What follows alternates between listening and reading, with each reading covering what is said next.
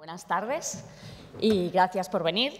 Hoy vamos a hablar de, como ha dicho Esther, de la Virgen entronizada con niño de la colección Varez-Fisa, que tenemos la suerte de exponer en el museo desde diciembre del año pasado, no hace ni un año que salió a sala, y que ustedes pueden observar, pueden contemplar en la sala 52A, esto está en la planta baja, al lado de la rotonda de Goya, en la que hay una magnífica colección de pintura medieval española donada por la familia Varez-Fisa, y entre esa colección hay una pieza escultórica que es esta de la que vamos a hablar hoy.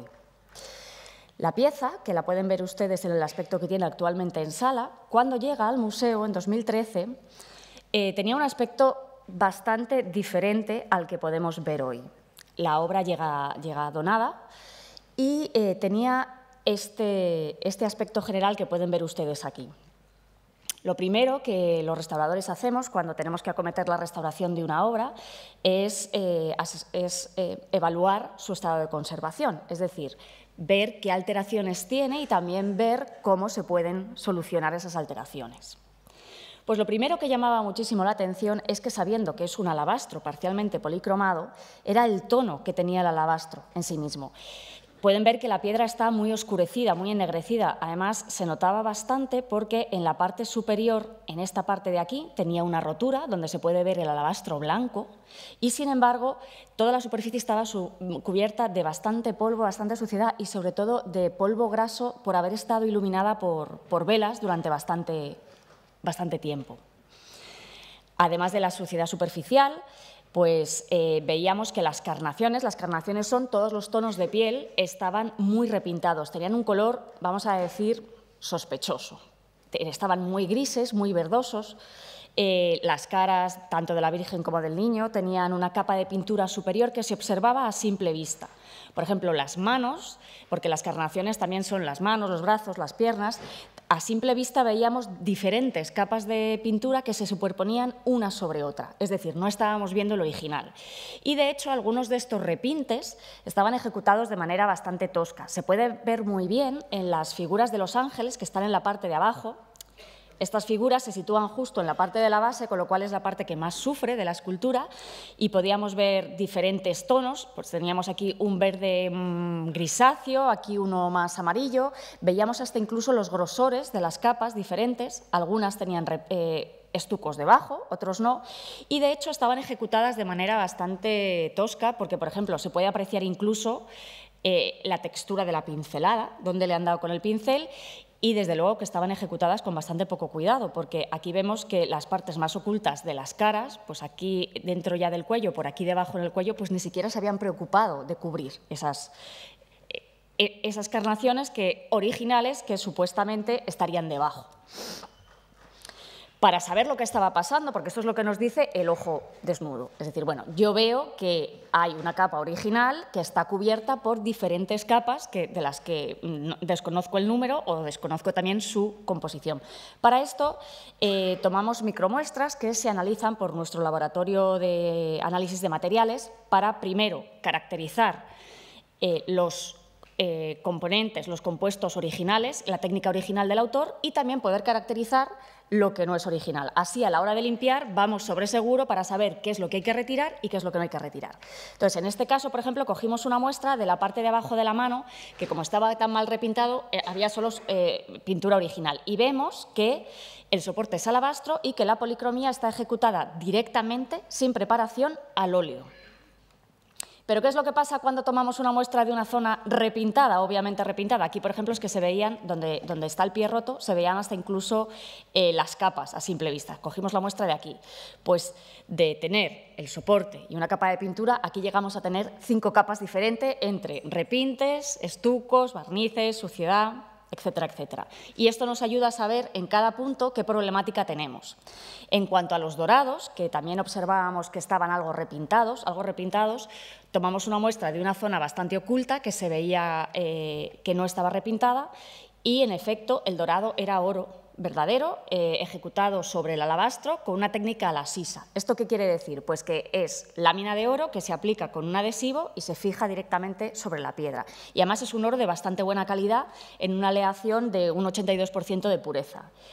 Pero donde el oro tenía, entre comillas, pinta sospechosa, pues resulta que lo que encontrábamos es purpurina. La purpurina, nosotros llamamos purpurina a las pinturas metálicas que evidentemente no incorporan ya ni oro ni plata, sino que suelen ser aleaciones de cobre en diferentes mezclas. Entonces el cobre, cuando estas sí que se oxidan, el oro no se oxida jamás, es eterno, y adquieren estas tonalidades un poco verdosas. Bueno, sabiendo lo que teníamos en cuanto a capa pictórica, pues lo siguiente en lo que nos vamos a fijar es en las roturas de soporte. Hombre, afortunadamente, para ser una obra del siglo XV y de alabastro, estaba bastante bien conservada. Tenía roturas con pérdidas de soporte, pero la verdad es que ninguna de importancia. Pero sí que tenía muchas pequeñitas. Por ejemplo, las más llamativas, pues la cara de la Virgen, que tenía la nariz mutilada. La pérdida es pequeña, pero la verdad es que son pérdidas de un impacto visual bastante importante. La otra, por ejemplo, bastante importante, era la que estaba en el respaldo del trono, donde veíamos el alabastro, y aquí podemos ver incluso restos de adhesivo, de que esto es una pieza que se ha caído, la han vuelto a pegar, se ha vuelto a caer y la han vuelto a pegar. Afortunadamente, este fragmento estaba conservado, lo había conservado la familia Varez-Fisa y nos lo entregó.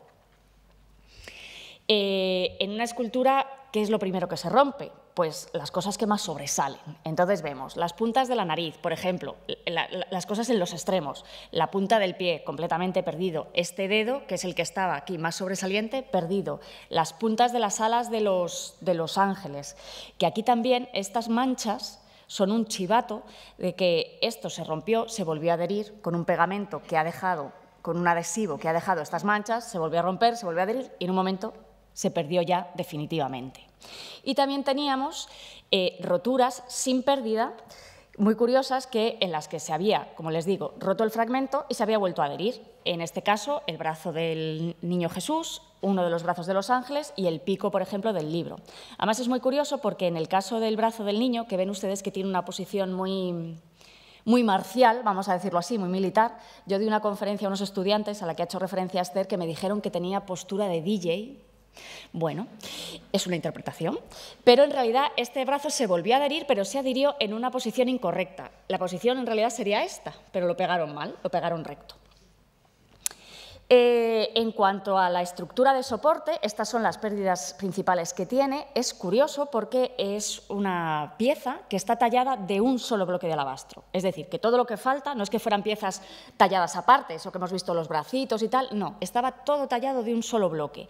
Y en la parte inferior tenía un sillar. Esto lo que nos indica es que la obra fue diseñada para ser encastrada en un muro. Es decir, esta parte de aquí se insertaría en la pared y lo que es la obra escultórica quedaría al ras. Esto, que ahora resulta una obviedad, cuando la obra llega al taller también lo poníamos en duda. Era una de esas cosas que no lo teníamos claro, porque, como ven aquí, este es el aspecto inicial de la zona de abajo de los ángeles, que tenía su suciedad, sus manchas de adhesivos, y este era el bloque de alabastro. Y entre medias, como pueden ver aquí, había muchos restos de mortero, de algo, de un material con el que lo habían trabado en antiguo a la pared. Y nos hacía dudar si realmente era una pieza de piedra pegada o era todo un mismo bloque. Bueno, pues tras la limpieza y eliminando todos estos rebabas de mortero, pudimos certificar que en efecto es un solo bloque de piedra con esa forma tan peculiar. Cuando analizamos formalmente la escultura, cuando nos llega, pues otra de las cosas que nos llamó bastante la atención dentro de lo que es un análisis formal es que se veían detalles de talla de una calidad extraordinaria. Este es un detalle de los paños de las vestiduras de la Virgen, con un juego de luces y sombras entre los pliegues, la verdad es que fabuloso. Esta es mi parte preferida de la escultura porque estos son los laterales del trono. De hecho, cuando uno ve la obra de frente, se enfrenta a la obra, esto ni siquiera lo ve. Para poder ver estos detalles se tiene uno que girar, es decir, que es una parte, vamos a llamarla así, muy secundaria. Y sin embargo, fíjense ustedes en la delicadeza de los detalles decorativos, por ejemplo, de los laterales que están decorados con pájaros y con roleos vegetales. El pájaro tiene talladas todas las plumas, los roleos vegetales, las hojas tienen todas las venas y justo encima de los brazos hay dos pequeñas figurillas que a tamaño real no son más grandes que esto, miden unos 7 centímetros, en el que en un brazo está el ángel que expulsa a Adán y Eva del paraíso y son así de pequeñitos. Es curioso porque además cuando esta obra se expone en diciembre del 2013 por primera vez, tiempo y espacio, con una obra legada por el Ayuntamiento de Madrid también el año pasado, en 2013, que nos la ha depositado durante 5 años. Es una obra de pintura, es un Pedro de Berruguete, una obra, también una Virgen entronizada, y quiero que se fijen en esta...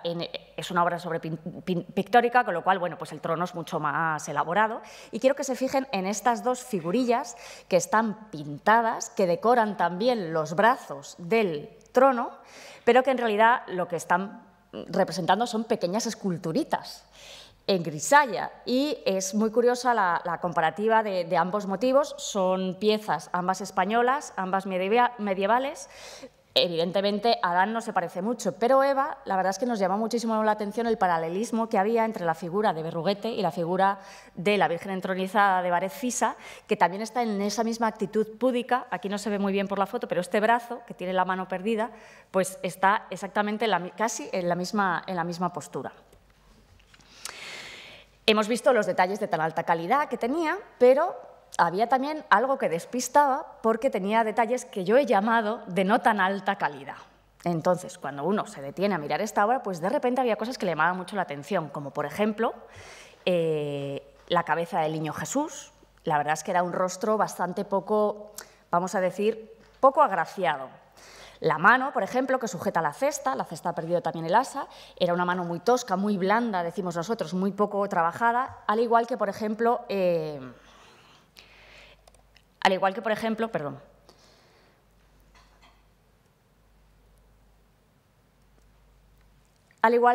la corona, que debía de ser una celosía finísima y esto estaba todo blando, torcido, como con pegotones.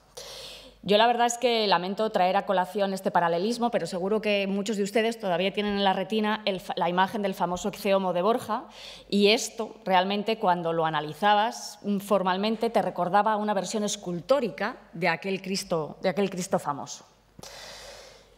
Los ángeles, la parte de abajo, tampoco se libraban de estos detalles un poquito menos buenos, que, por ejemplo, también tenían reconstruidas partes de las caras, la frente, la nariz y los mentones.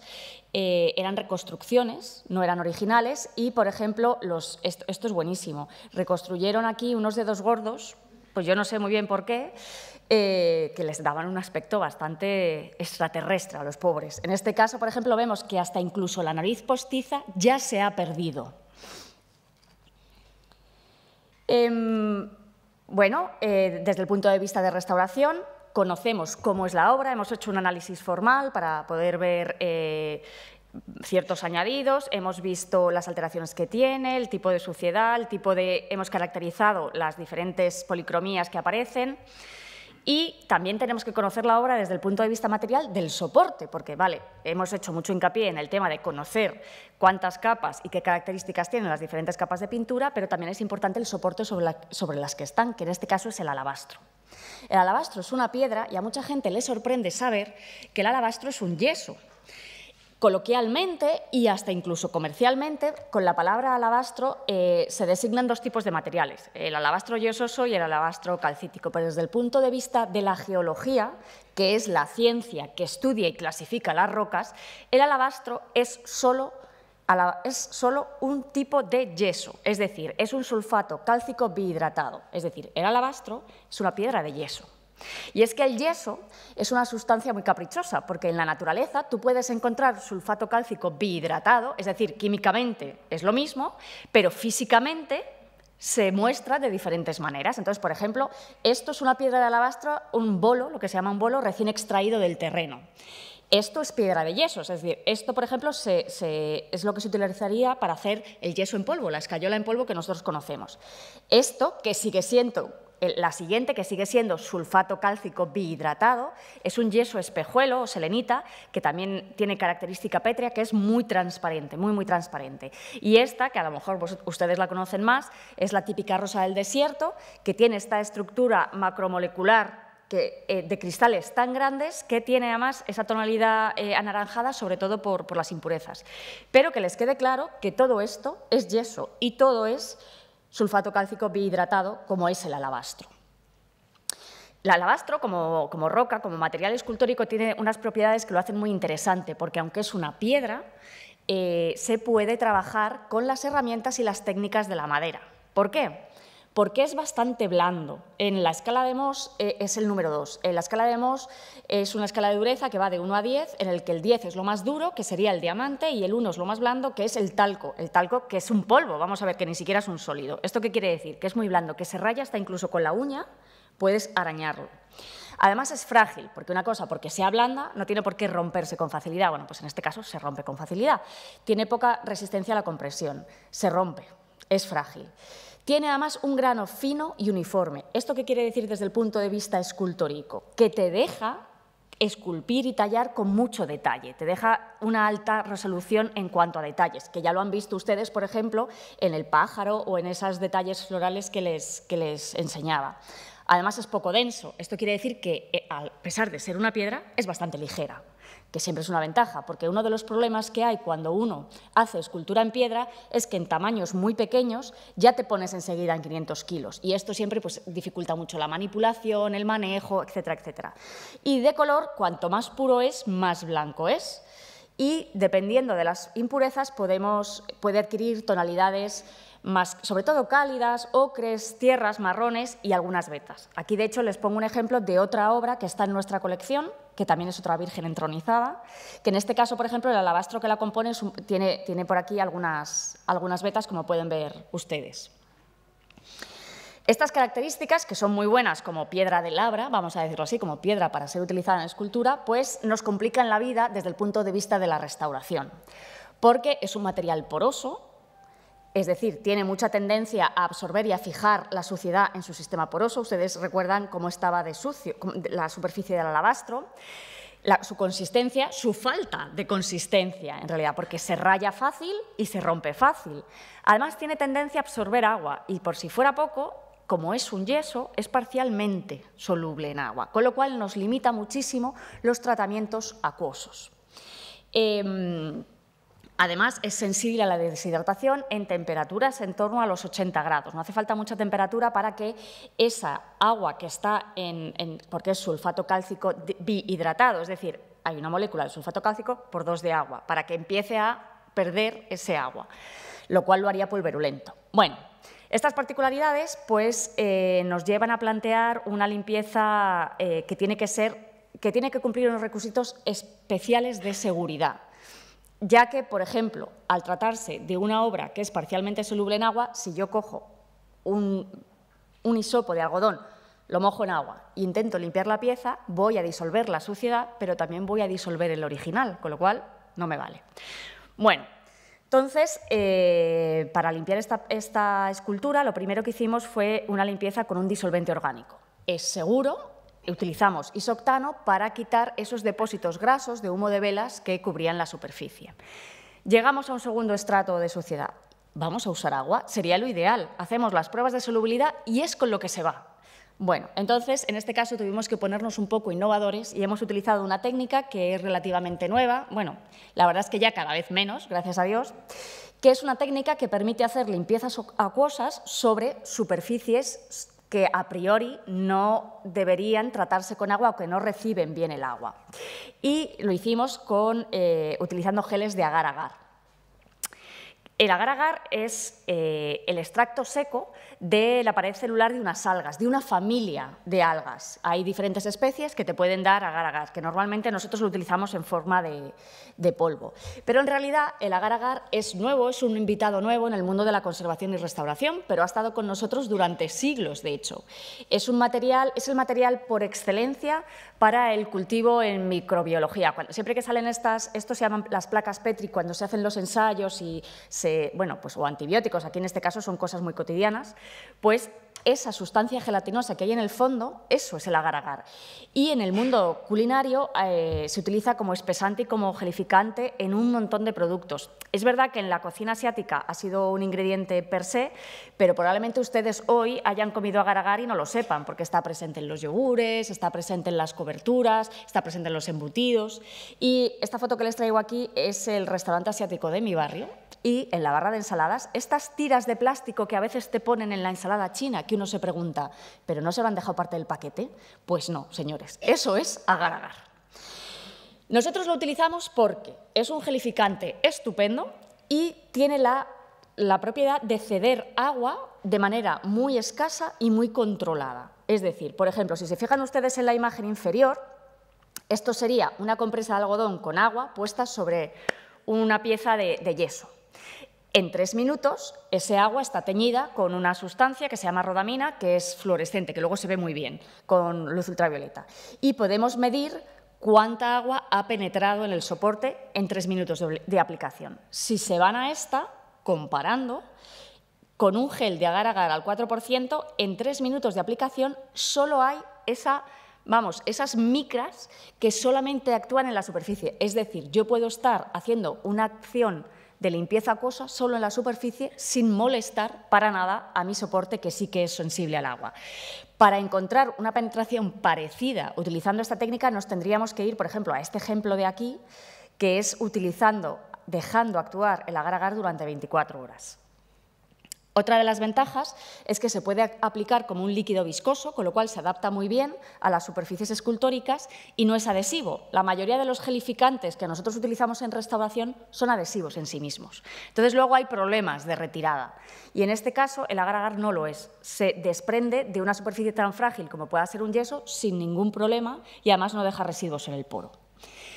Esto es lo que hemos utilizado para acometer esa limpieza más en profundidad de esta virgen entronizada de alabastro. Les repito, hicimos una primera limpieza para quitar ese polvo denso, graso de vela con un disolvente orgánico que se llama isoctano, es un disolvente apolar, y después quedaba ya la suciedad incrustada. Bueno, pues aquí pueden ver cómo hemos aplicado el gel y al retirarlo, el nivel de limpieza que empieza a darnos. La verdad es que era un resultado bastante aceptable. Además, teníamos la ventaja que, como se adapta perfectamente a todos los intersticios de la talla, nos daba una limpieza extremadamente uniforme en zonas en las que sería muy difícil limpiar uniformemente, porque en las crestas y en los valles de la talla siempre es verdad que se acumula más la suciedad, pues ¿dónde? Pues en la zona más rehundida, y eso es bastante difícil de limpiar. En esta obra, que tiene este desarrollo decorativo tan fino, porque fíjense, por ejemplo, el detalle del respaldo del trono, toda la elaboración que tiene, o, por ejemplo, aquí, que ni siquiera es plano, tenía una pequeña decoración incisa en forma de circulitos. Bueno, pues aquí pueden ver cómo el agar-agar, estos geles, extraen la suciedad, se queda embebida dentro del gel y te da una limpieza completamente uniforme. Esto está con 2 pasadas, en una sola pasada no quedaba tan limpio. Es extraordinario, por ejemplo, el ejemplo de los laterales, que aquí se ve antes, o sea, durante la aplicación y después, y es curioso porque esto, lo que les digo, se retira muy fácilmente y, de hecho, hasta incluso puedes hacer un molde efímero de lo que tú estás limpiando. Y aquí, por ejemplo, en la figura del pájaro, se ve perfectamente lo que les digo, que ha extraído sobre todo la suciedad de esas partes más remetidas en la talla, que es realmente donde se acumula la suciedad. Pero la verdad es que, bueno, en restauración hay una cosa que aprendemos muy rápido, que no hay un producto maravilloso o un método de limpieza maravilloso que te solucione todos los problemas. Normalmente las soluciones son complejas, mixtas, y hay que utilizar más de una cosa en una obra. En esta ya llevamos 2. Bueno, hacemos la limpieza con agar-agar y resulta que vemos que limpia muy decentemente, pero tenemos unos restos, además unos restos un poco extraños, que están en la parte más sobresaliente. Normalmente la suciedad se acumula más dentro de los pliegues, no fuera. Esto quiere decir que es suciedad por roce, que evidentemente no fueron sensibles al isoctano y no fueron sensibles a la limpieza acuosa con agar-agar. Hicimos todo tipo de pruebas de solubilidad para poder eliminar estas manchas concretas y esto no salía con nada. Entonces, bueno, pues también nos pusimos creativos. En este caso, lo que tuvimos que utilizar fue limpieza láser. El láser es una técnica de limpieza física que actúa por fotoablación y que se utiliza bastante en piedra. El láser que hemos usado en este caso es un típico láser desarrollado para conservación y restauración, que es de neodimio jack, que tira en el infrarrojo cercano, es luz monocromática en 1064 nanómetros y es de pulsos muy cortos. Es lo que nosotros llamamos un láser pulsado Q-switch. Entonces, ven ustedes cómo habían quedado residuos y cómo con el láser, aquí hemos llegado hasta aquí, la zona mejoraba mucho. Mejoraba mucho, pero teníamos un pequeño efecto secundario, que son donde había más suciedad, que daba un ligero amarilleamiento que luego tuvimos que volver a adelgazar con isoctano. ¿Eso qué nos está diciendo? Que probablemente estos residuos tuvieran dentro de su composición habría una parte importante de compuesto orgánico, que de hecho se cambia de color bajo la radiación láser y luego se puede eliminar una vez alterado por el láser con un disolvente orgánico como el isoctano de nuevo. Aquí pueden ver, por ejemplo, el libro, que tampoco era una zona que tampoco había quedado excesivamente bien, pues ya como queda solamente un cuadradito para poder retirar toda esa suciedad todavía más incrustada. En cuanto a los repintes, bueno, pues cuando hemos hecho el análisis previo de la obra, habíamos visto qué pintura, qué capa pictórica era la original y los repintes que tenía encima. Decidimos quitarlos para poder ver la pintura original. ¿Qué es lo que utilizamos? Pues de nuevo hemos utilizado una solución gelificada, pero en este caso hemos utilizado Clucel G, que es un éter de celulosa que se utiliza para gelificar, y como disolvente hemos utilizado etanol absoluto. Etanol absoluto, ¿por qué? Pues porque es un yeso y, como hemos dicho, que es parcialmente soluble en agua, el etanol, el alcohol que nosotros compramos en la farmacia, que pone alcohol, es etanol, pero pone de 96. ¿Y eso qué quiere decir? De 96 grados. Quiere decir que es 96 partes alcohol, 4 de agua, no es del todo puro. Entonces, el etanol absoluto elimina esa parte de agua y por eso lo hemos utilizado aquí. Nos ha servido tanto para quitar los repintes como para quitar esas acumulaciones de adhesivo anaranjado que aparecían en las zonas que habían sufrido fracturas. También hemos utilizado este método para poder soltar el brazo del niño Jesús, que estaba puesto de forma recta, y volverlo a adherir en su posición natural, que era ligeramente curvada. En cuanto a los añadidos volumétricos, esos detalles que yo les había dicho de no tan alta calidad, pues bueno, eran añadidos que estaban realizados con escayola en polvo y decidimos también eliminarlos porque no aportaban nada a la pieza, de hecho eran añadidos bastante mal hechos. Eliminamos toda la parte superior de la mano del niño que era falsa, también eliminamos pues, los pegotes que cubrían las caras de los angelitos, nariz, mentón, boca, algunas reparaciones incluso en la frente. Y también eliminamos bastantes añadidos de la corona, pero la corona es un caso especial. La corona pues, se rompió un buen día en un montón de pedacitos y lo que hicieron fueron recogiendo los pedacitos de alabastro, los fueron pegando y fueron completando con yeso. Es decir, que si eliminásemos los añadidos, la corona no se sostendría porque es como un puzzle, hay una piececita aquí, otra original. Entonces decidimos quitar los añadidos más gruesos y refinar un poco la reintegración para que quedara como una celosía un poco mejor ejecutada. Y llegamos a este punto en el tratamiento que a mí esta imagen me gusta llamarla el dilema de la cabeza. Y aquí es donde ustedes empiezan a participar. Porque llegamos a este punto. La obra está limpia, hemos quitado los añadidos de yeso, que hemos dicho que eran de yeso, que eran modernos, que eran de mala calidad, y nos queda esta cabeza. ¿Y qué hacemos con esta cabeza? Sabemos que es un añadido. Sabemos, además, por los análisis de pigmento, que es un añadido moderno, porque, por ejemplo, la policromía, que es única, tiene pigmentos, hemos encontrado pigmentos que contienen cadmio. El cadmio entra en la composición de los pigmentos a partir de los años 50, es decir, esto no es una cosa histórica ni mucho menos.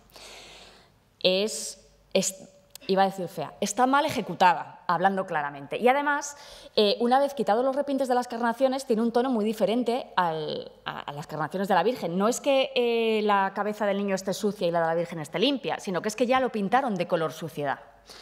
¿Qué hacemos con la cabeza? Bueno, pues teníamos 3 posibilidades de tratamiento, 3 vías. La primera, decir, bueno, conservamos la cabeza actual.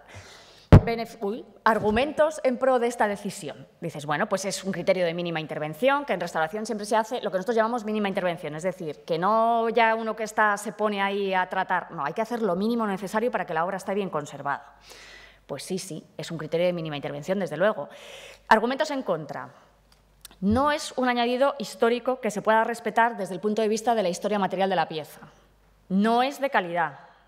Además, es un demérito, porque, por ejemplo, ha habido historiadores que antes de esta restauración, cuando hablaban de esta Virgen, hacían referencia a la poca calidad de la cara del niño como que para poner en duda su autoría, o sea que encima le perjudica. Vamos a dejarlo ahí. Segunda opción, podemos retirar la cabeza actual. Esto que ven aquí ustedes es una simulación de Photoshop, ¿vale? Esto fue antes del tratamiento, la borramos digitalmente. Esto, gracias a Dios, con la tecnología que tenemos hoy en día se puede hacer. Entonces, en la foto le borramos la cara para ver cómo quedaría. Argumentos que se pueden expresar para esta, o sea, que pueden apoyar esta intervención. Bueno, pues ya que no es un añadido histórico, no es un añadido de calidad y además perjudica la obra, bueno, pues la quitamos. ¿Argumentos en contra? Dios mío, acabamos de decapitar al niño Jesús. Pero tienen que tener ustedes en cuenta que, primero, el impacto visual se entiende perfectamente que es una virgen entronizada con niño. O sea, cualquier persona del público que ve esto entiende lo que está viendo. Y, además, desde el punto de vista de la restauración, digamos que sería la filosofía más correcta, es decir, o más purista, ¿no? Decir, bueno, la quito porque realmente no aporta nada a la obra y no pongo nada en su lugar porque no me lo voy a inventar, vamos a decirlo así. Y esto da un poco la pista de la tercera vía. Tienen que tener ustedes en cuenta que aunque esto, como país predominantemente católico que somos, hay que pensar que esta obra está en el Museo del Prado como obra artística, no como obra religiosa. Esto en su día fue una obra religiosa y tendría su función de culto, seguro, pero hoy en día ha dejado de tener esa función y está en el museo como obra artística y ha dejado de ser una obra religiosa. Es una obra fuera de contexto, con lo cual hay que verla y analizarla desde el punto de vista artístico, no desde el punto de vista religioso.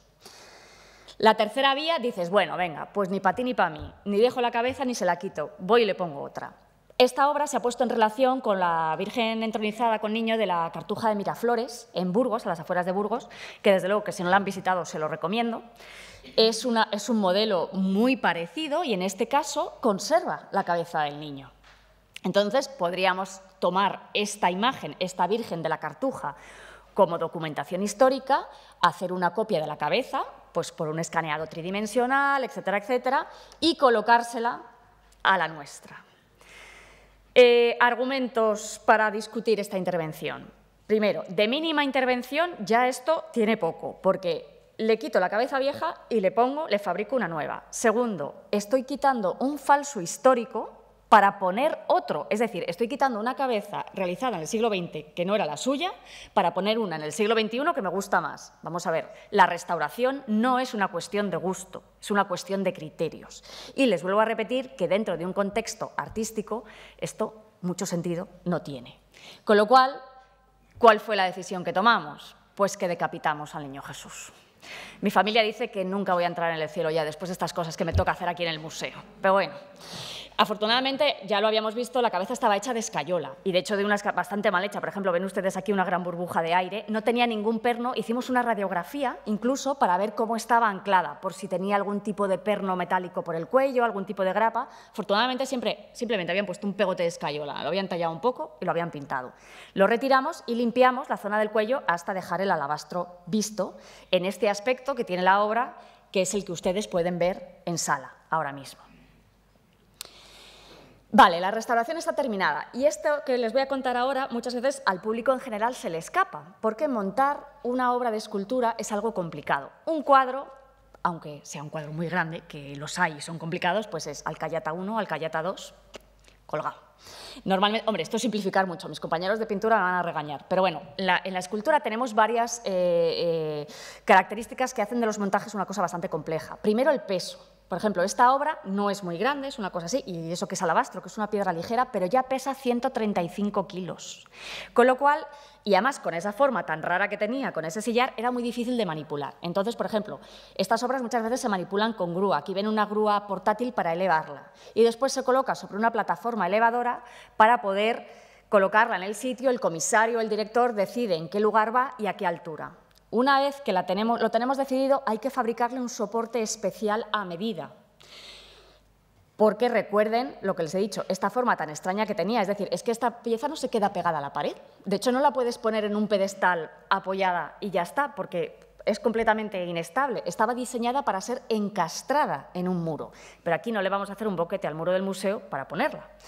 Entonces, bueno, lo que hicimos fue, se colocan, por ejemplo, se hizo un soporte a medida para recibir esta parte. Evidentemente, estas cosas no se anclan, pues eso, con un tornillito, una alcayata cualquiera. Son tacos químicos para que puedan soportar el peso. Es decir, no solamente se diseña la forma, sino que también se diseña la resistencia mecánica. 135 kilos. No vale cualquier alcayata, vamos a decirlo así.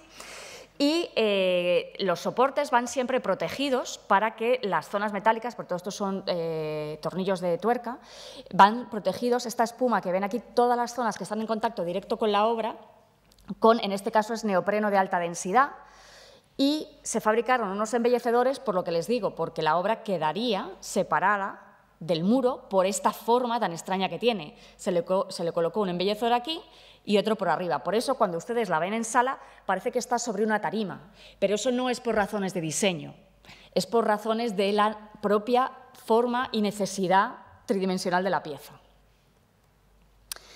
Esto no sería una charla de restauración si no hablásemos del antes y del después de la restauración y hiciéramos estas comparativas que a los restauradores tanto nos gustan. Entonces, por ejemplo, una de las cosas que fueron realmente impresionantes con una intervención mínima fue el cambio que pegó la cara de la Virgen solamente tras la limpieza. Esto es como la Virgen llega aquí. Vale, tiene la nariz rota, lo vemos, pero tenía un aspecto completamente, vamos a decir, de pepona. O sea, esta obra se databa en el siglo XV, pero tenía bastante poco aspecto de virgen medieval, ¿no? Una cosa muy rara. Además de lo que les había hablado de, por ejemplo, los repintes aquí, los retoques con purpurina que le daban al óleo un aspecto un poco mate.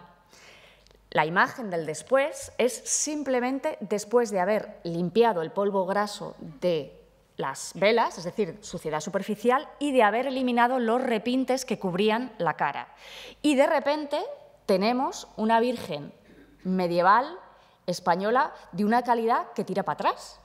Cuando les digo que, por ejemplo, algunos análisis preliminares formales de esta obra decían que, digamos que no le atribuían una calidad muy alta y no le atribuían una autoría muy respetable precisamente por estos detalles. Y simplemente tras la restauración se puede descubrir la calidad real de la obra. Y esto ya les digo, no hemos hecho nada más que quitarle la suciedad y los repintes. Tema del niño, antes y después. Pues sí que es verdad que ustedes pueden opinar y cuando terminemos, pues de hecho podemos hacer hasta incluso una votación que quieren. ¿Ustedes qué habrían hecho? ¿Opción 1, opción 2 u opción 3? ¿Alguien se anima a debatir? Vale, me compran ustedes la opción 2. Muy bien. Bueno, pues esto es el aspecto que tenía antes. Realmente es que si ahora lo vemos con y sin, esta cabeza realmente dañaba la pieza, que es un argumento también para quitarla, la dañaba. Y como en el museo somos muy conservadores y muy conservativos, no se crean y dicen, bueno, pues nada, le quitamos la cabeza y como es mala la tiramos. No, de hecho, esta obra está conservada en el museo. Tenemos la cabecita, le hemos dado el número de inventario. ¿Por qué? Porque esto es siguiendo unos criterios de actuación actuales y considerando el uso y la función que tiene esta Virgen hoy en día, que es estar en un museo de Bellas Artes. Es decir, ella está aquí como obra artística. Pues imagínense que esto cambian los criterios, vuelve a una iglesia y quieren recuperar esa imagen que tuvo en el siglo XX, porque una cosa que aprendes cuando trabajas en un museo como este es que tu vida, o sea, tú vas a vivir X años y vas a vivir y las obras van a vivir contigo esos X años, pero tú desaparecerás y las obras siguen y siguen y siguen. Ya les digo, esta obra es del siglo XV, es que tiene, vamos a ver, que tiene 5 siglos ya. Pues a lo mejor de 5 siglos más para adelante, alguien decide recuperar ese aspecto que tenía en el siglo XX como una curiosidad de la historia de la restauración. Pues nosotros hemos guardado la cabeza y le hemos dado un número de inventario. La parte de abajo también la verdad es que mejoró mucho porque era la parte más dañada y hicimos lo mismo, quitamos los añadidos y limpiamos todo lo posible. Es una pena porque, como les he dicho, el alabastro es un material poroso y mucha de la suciedad o de los productos extraños acaban incorporándose a su sistema poroso. Entonces, por ejemplo, la limpieza de los adhesivos, como ven ustedes, ha quedado una sombra anaranjada en las zonas que tenían más adhesivos. Para seguir limpiando aquí, lo que habría que hacer es sacrificar original. Esto les digo, la restauración tiene que ser siempre segura, es decir, el objetivo final no determina tus técnicas, sino que es la conservación de la pieza la que determina las técnicas a emplear. Y en este caso, este es el nivel de limpieza que se ha obtenido.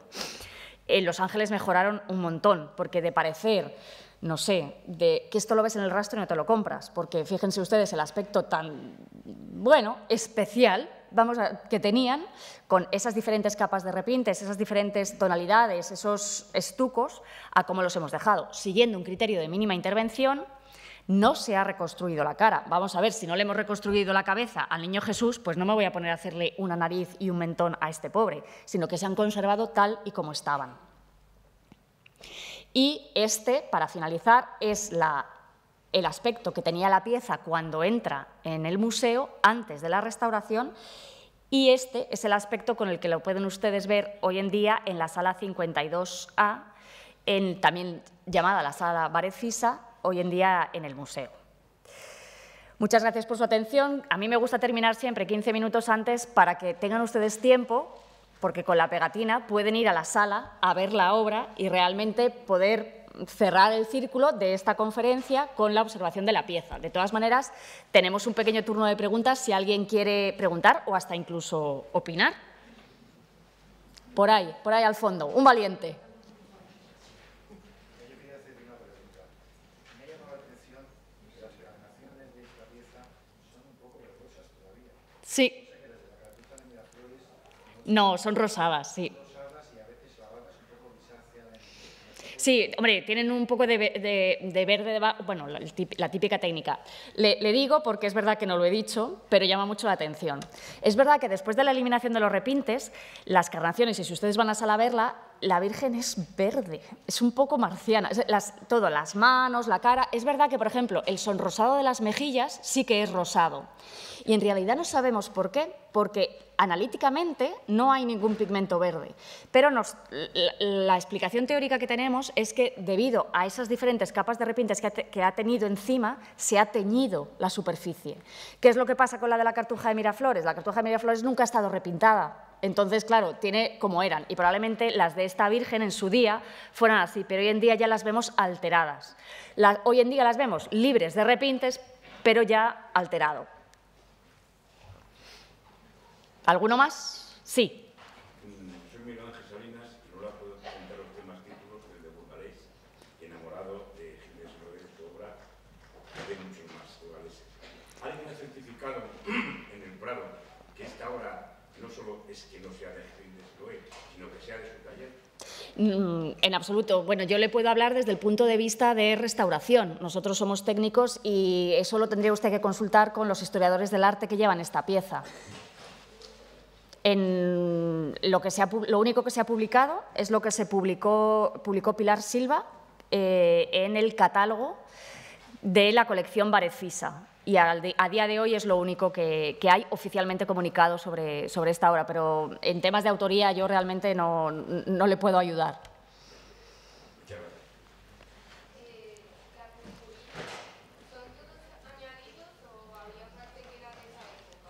No, las purpurinas eran todas añadidas. Las partes doradas, que eran originales, eran lámina de oro auténtico. Lámina de oro con la técnica se llama la sisa o almixción, aplicando un adhesivo a pincel y encima se pone la lámina de oro. Los repintes sí que eran purpurina. ¿Nada más? Pues nada, muchas gracias y les espero en la 52A.